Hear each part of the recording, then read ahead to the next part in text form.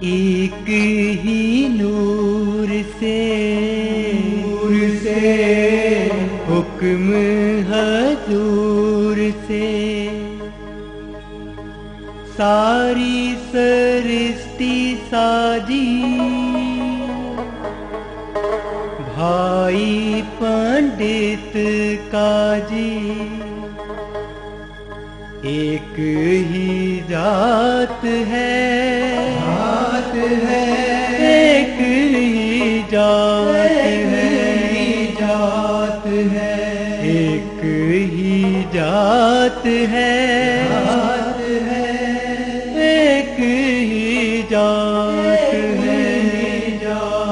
है। सत्संग यहाँ पे सच का साथ हो, और सच एक ही है जिसे ओम, हरि, अल्लाह, गॉड, खुदा, वाहिगुरु, राम, लाखों नाम है उसके, पर वो एक है, वो दो नहीं हो सकता।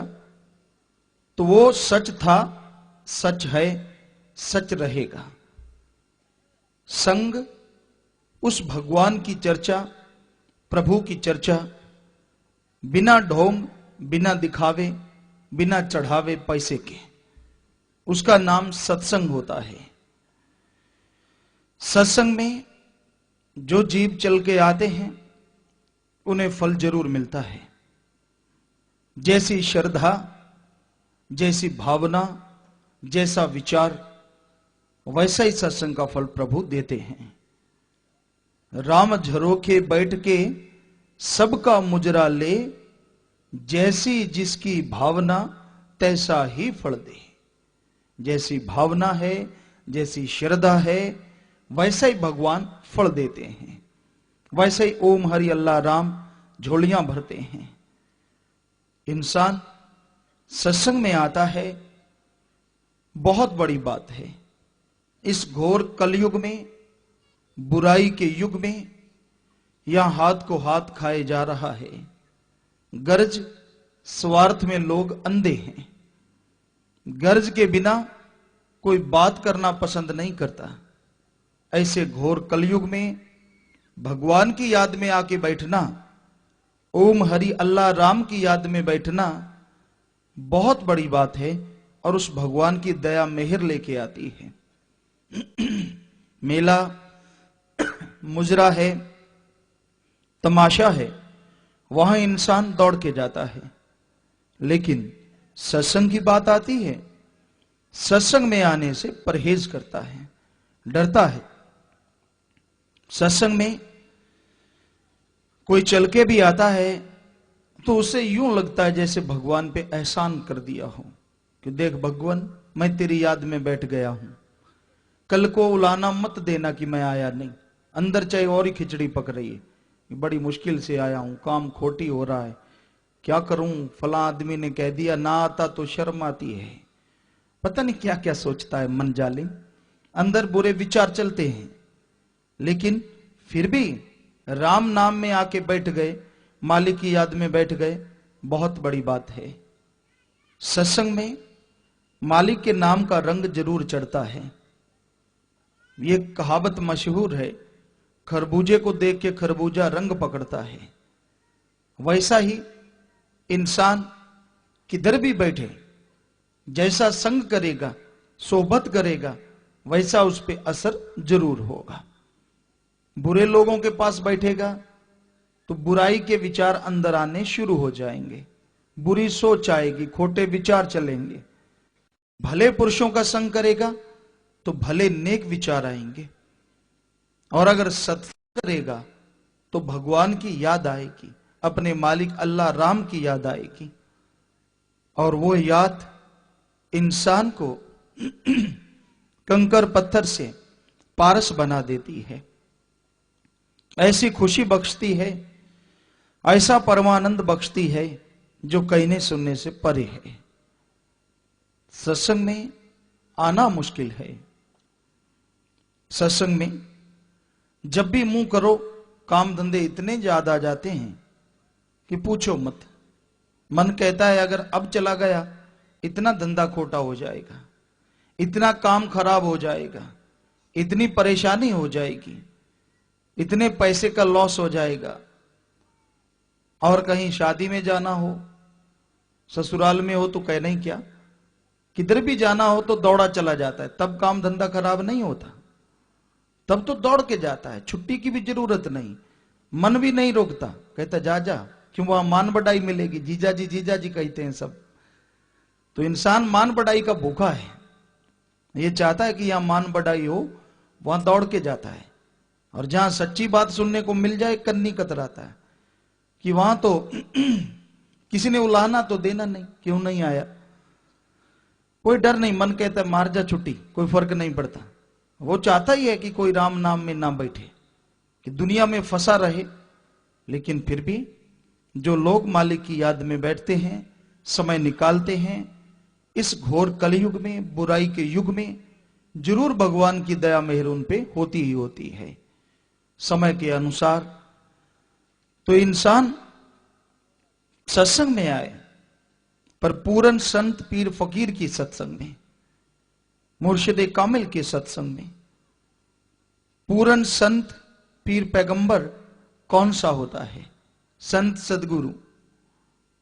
किसी से कोई चढ़ावा न ले, कोई दिखावा ना हो, आपसे कोई गर्ज कोई स्वार्थ ना रखे, मालिक की बात सुनाए, मानो तो भला, ना मानो तो भला। वो तो भला ही मांगते हैं, कभी किसी का बुरा नहीं चाहते। चाहे कोई उनको बुरा कहता है, गलत बोलता है, तो भी वो मालिक से उनके लिए दुआ करते हैं, प्रार्थना करते हैं कि हे भगवान, हे मालिक, तेरा ही बंदा है, उसे समझ नहीं ना समझ है, तो दया कर, रहम कर, उसे सद्बुद्धि दे, अच्छी अकल दे, ताकि वो नेकी के मार्ग पे चलता हुआ, भक्ति के मार्ग पे चलता हुआ आपको पा सके, दर्श दीदार कर सके, आवागमन से उसे मोक्ष मुक्ति मिले। तो संत पीर फकीर मालिक से दुआ करते हैं। संतों की यही निशानियां होती हैं, वो कभी भी किसी से कुछ नहीं मांगते, सामने या चुपके से नहीं, बल्कि वो मालिक से दुआ करके उसे देते हैं। संत पीर फकीर भगवान के आगे, अल्लाह राम के आगे झोली फैलाते हैं, किसी आदमी के आगे नहीं।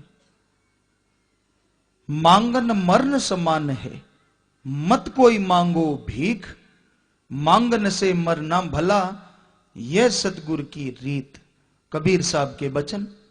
मांगो नहीं, कर्म करके खाओ, काम करो, धंधा करो, मेहनत करो, कड़ा परिश्रम करो, उससे जो आएगा खाने को वो शहद की तरह, अमृत की तरह होगा। ठगी से कमाओगे, बेईमानी से कमाओगे, रिश्वत भ्रष्टाचार से कमाओगे, वो जहर के मानिंद होगा, जहर विष। तो भाई संत पीर फकीर यही कहते हैं कि मांग के नहीं खाना, मांग के खाने से बेहतर है कि आप उसकी याद में तड़फ के प्राण दे दो, लेकिन मांगने का नहीं। मालिक की याद में कोई तड़फता नहीं। धन्ना भक्त तड़फा, भगवान ने उसे मरने नहीं दिया, उसे वह अमृत, वह खाद्य पदार्थ दिए जो जिंदगी में नहीं देखे। काम धंधा खेती का करता था, भोला स्वभाव था, जमींदार था, उसे पता नहीं था कि भगवान को कैसे पाते हैं, पर अड़ी करके बैठ गया कि तू आएगा तो खाना खाऊंगा, नहीं खाता ही नहीं। उसकी याद में बैठ गया, तड़फता रहा। 1 महीना समय गुजरता गया। भगवान ने सोचा ये मेरी याद पे मर गया तो कलंक होगा। भगवान प्रकट हुए, क्या चाहिए? कहता सब कुछ चाहिए, क्या नहीं चाहिए? तू भी चाहिए, सारा सामान चाहिए, इतना पशु चाहिए जो दूध देने वाले हों, बैल चाहिए जो हल जोते हैं, पानी भी लगाया कर मेरे साथ। तो भगवान ने सारा काम उसका किया। क्यों? सीधा साधा था, वो बैठा रहता, भगवान पानी लगा रहा है। कहता ये बढ़िया है, मुझे नहीं पता था तू इतना ताकत वाला है। तो उसकी भक्ति में खो गया, मालिक की याद में खो गया, मालिक ने कोई कमी नहीं छोड़ी।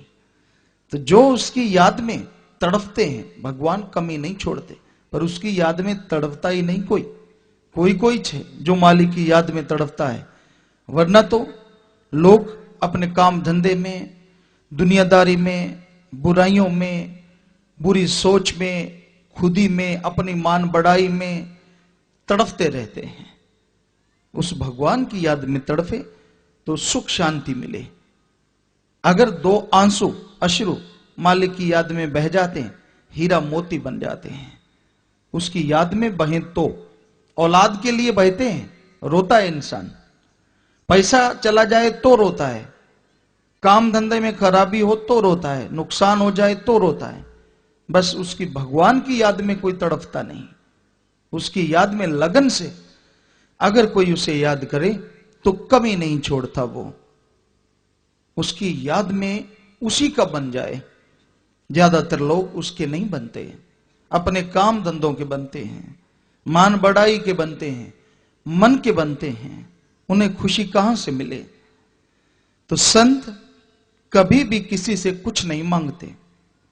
दूसरा, संत जो होते हैं किसी को बद्दुआ, शराब कभी नहीं देते। वो दुआ करते हैं, मालिक से प्रार्थना करते हैं, विनती करते हैं। कभी भी किसी को धर्म के नाम पे, जात के नाम पे, मजहब के नाम पे लड़ाते नहीं। संत जहां भी होते हैं सबकी मांगत खैर, सबों से हमारी दोस्ती नहीं किसी से बैर। संत किधर भी रहें, कहीं भी रहें, सबका भला मांगते हैं, सबसे प्रेम करते हैं, निस्वार्थ, बेगर्ज। क्योंकि जो प्रभु से प्रेम करेगा, ओम हरि अल्लाह राम से प्रेम करेगा, वो उसकी औलाद से, उसकी खलकत से कैसे प्यार नहीं करेगा, कैसे नफरत करेगा? उसकी याद में चाहे कोई बैठे ना बैठे, पर उसे तो पता है संत पीर फकीर को सब एक ही मालिक से बन के आए हैं, एक ही मालिक की औलाद हैं।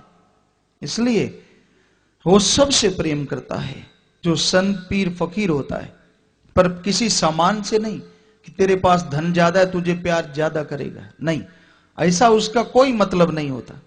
जो भगवान से प्यार करे उससे फकीरों का प्रेम ज्यादा होता है, और जो धन दौलत से प्यार करे उसका दुनिया में नाम हो सकता है लेकिन भगवान की दरगाह में नहीं। वहां तो जो उसको याद करते हैं, उसकी याद में समय लगाते हैं, उसी का मान सम्मान होता है। और संत पीर फकीर उसी को प्रेम करते हैं जो मालिक से, भगवान से प्रेम करे, सच्ची लगन से, सच्ची तड़प से प्रेम करे। दोगली नीति नहीं कि जब फकीरों के सामने कुछ और, आजू बाजू में कुछ और करता फिरे, उसे कुछ नहीं मिलता। वो तड़पता रहता है दुनिया में, बेचैन घूमता है, चैन नसीब नहीं होता। तो संतों का काम सबका भला मांगना है, वो झगड़ा नहीं करवाते। संत पाखंड नहीं करते, कोई दिखावा, कोई नकली पहरावा ऐसा वो नहीं करते, बल्कि जैसा आम इंसान पहनता है वो पहनते, जिसमें सुविधा हो। जहां माता पिता के अनुसार जैसा कपड़ा पहनते रहे वैसा पहनते रहे थे। बाहरी पाखंड नहीं कि गले में कुछ डालो, माला वगैरह, या भाई बहुत सारा चंदन चेहरे पे लेप लो, या सारे शरीर पे कीचड़ मल लो, राख मल लो, ऐसा नहीं होता। अगर ऐसा करने से मालिक मिलता तो कई जानवर ऐसा करते रहते हैं, बहुत कर्कश आवाज होती है उसकी, गंधर्वराज कहते हैं। तो वो सारा दिन माटी में लोटपोट होता रहता है, वो मालिक को नहीं मिलता, हालांकि माटी सारे शरीर पे लगी होती। तो ऐसा नहीं है कि ऐसा करने से मालिक मिल जाए। किसी भी तरह का पाखंड संत नहीं करते। पाखंड में कछु नाही साधो, पाखंड में कछु नाही रे, पाखंडिया नर भोगे 84, खोज करो मन माही रे। बाहरी दिखावा पाखंड ना करो, अगर आप भगवान को देखना चाहते हो, उससे मिलना चाहते हो, तो आप अपने अंदर मन को, बुरे विचारों को छोड़ दो, तो भगवान आपके अंदर है। वो अल्लाह राम आपके अंदर है, वो तो दूर है ही नहीं। सबसे नजदीक अगर कोई है इंसान के, तो वो मालिक है। तो पाखंडों में संत नहीं डालते, यह सच्चे संत की पहचान है।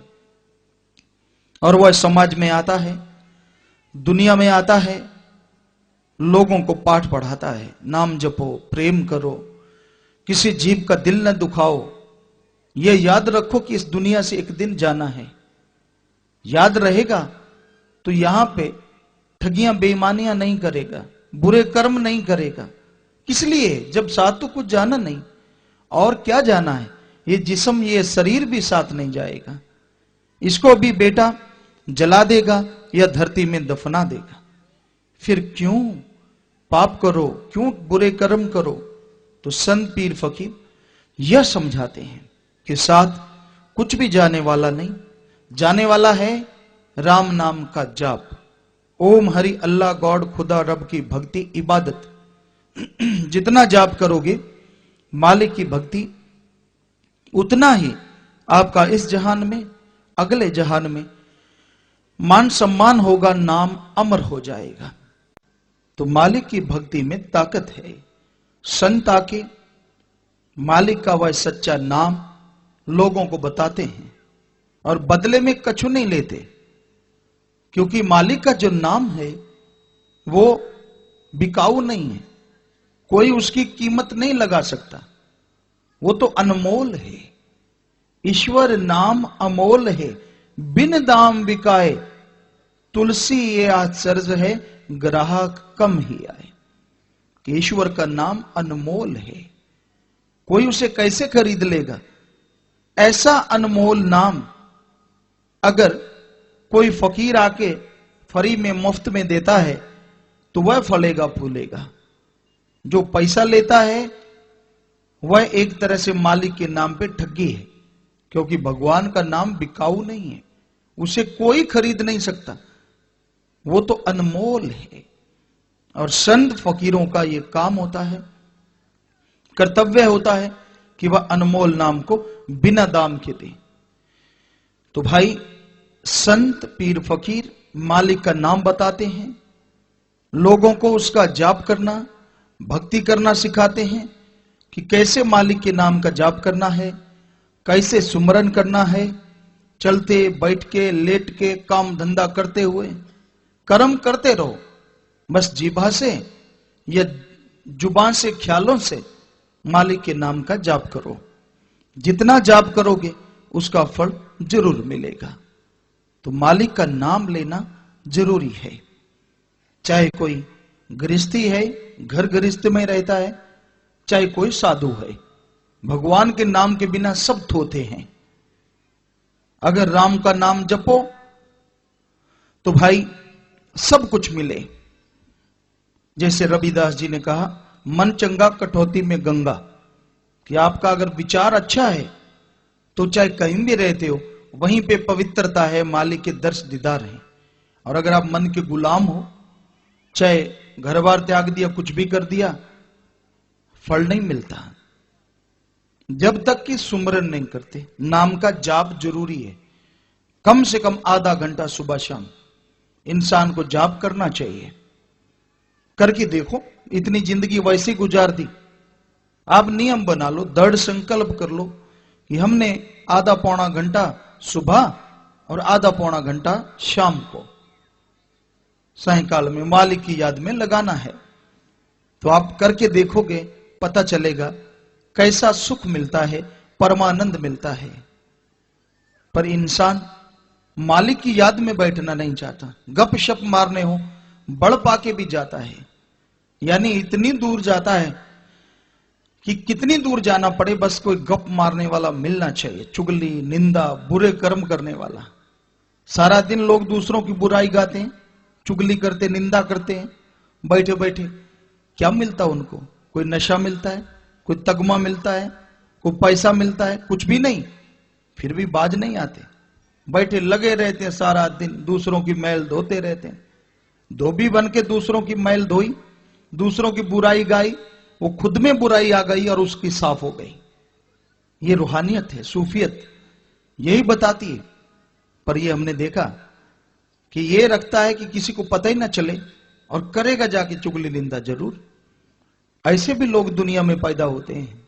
और मां बाप कैसे हैं मालिक जाने, क्योंकि इंसान के हाथ में है, वो अपनी माता की कोख को बहुत ऊंचा बना सकता है। संतों ने लिखा है, जननी जने तो भक्त जन, कह दाता कह सूर, नहीं तो रहे बांझ ही काहे गवावे नूर। जननी माता अगर बच्चे को जन्म दे, या तो भक्त बने, या फिर दाता दूसरों का फायदा करने वाला, या शूरवीर योद्धा बहादुर। नहीं, अगर इनमें से कोई नहीं बनती औलाद तो क्या फायदा जन्म देने का।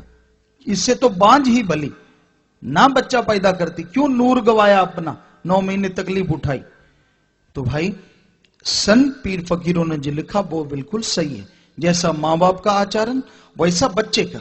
बच्चे से मां बाप का कई बार पहचान होता है कि कैसी शिक्षा दी, कुछ ना कुछ तो पता चलता है। हालांकि बच्चे बाद में बिगड़ भी जाते हैं, मनमर्जी करते हैं, लेकिन फिर भी कुछ ना कुछ असर तो मां बाप का रहता ही है।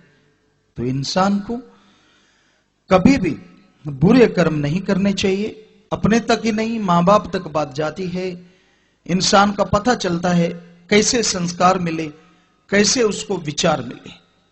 तो भले कर्म करने चाहिए, किसी का बुरा नहीं सोचना चाहिए। और बुरा सोचना, बुरे संग में बैठना दुखदायक होता है, क्योंकि हमेशा बुरा करते रहो, बुरा बोलते रहो तो इंसान का जो मान सम्मान है वो माटी में मिल जाता है। घर परिवार वाले भी त्याग देते हैं कि ये तो बोलता अजीब है, गलत करता है बातें, क्या फायदा, वो बातों से और कुछ नहीं मिला, अपना मान सम्मान चला गया, खुशी चली गई। इसलिए किसी को बुरा मत कहो। जैसा कोई है वो भगवान देखता है, मालिक देखता है।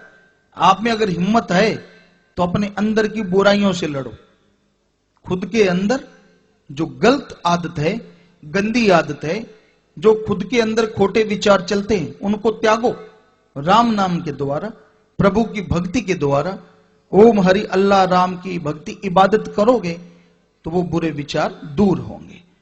और अगर अंदर से बुरे विचार दूर हो गए तो भगवान के दर्श दीदार में कोई देर नहीं लगेगी, आप उसके दर्श दीदार जल्दी कर पाओगे। तो इंसान को किसी को बुरा नहीं कहना चाहिए। किसी की तरफ उंगली उठाते हो, आपकी तरफ उंगलियां अपने आप उठ जाती हैं। इंसान ऐसे कहता है दूसरों को बुरा। हमारे हाथ की तरफ देखो, ऐसा फला आदमी बुरा है, कि एक उंगली किसी और की तरफ, 3 उंगलियां खुद की तरफ। क्या कहती हैं? किसी को बुरा कहने से पहले अपने अंदर निगाह मारो, अंदर सोचो क्या आपने बुरा नहीं किया। अपनी सोच से, अपने विचारों से, अपनी आंखों से, अपनी हरकतों से अगर आपने बुरा किया है तो दूसरे को बुरा क्यों कहते हो। घर का हुजरा साफ कर जाना के आने के लिए। अंदर की बुराइयां त्याग दे भाई। तेरा भगवान, तेरा ओम हरि अल्लाह राम तेरे से दूर नहीं, वो तो अंदर बैठा है। दीवार बीच में आ गई तेरी बुराइयों की, बुरे कर्मों की। राम नाम से, ओम हरि अल्लाह वाहिगुरु गॉड खुदा रब की भक्ति इबादत से उस दीवार को दूर कर, तो मालिक तेरा तुझे दर्शन जरूर देगा, जरूर दया मेहर का पात्र बनेगा, उसकी दया दृष्टि जरूर होगी। तो इंसान अगर ध्यान से सोचे, विचार करे तो मालिक की दया दृष्टि होगी और बुरे कर्मों से दूर हो जाएगा। तो संत सत्संग में यही समझाते हैं कि मालिक का नाम जपो, सुमरन करो, भक्ति करो। जितना भक्ति करोगे मालिक की दया मेहर उतनी होगी और दुख दर्द गम चिंता टेंशन सब दूर होगी और शांति से प्रेम से आप जीवन जी पाएंगे। सच्चा सुख मिलेगा, परमानंद मिलेगा अगर मालिक के नाम का जाप करोगे। एक ही नूर से हुक्म हजूर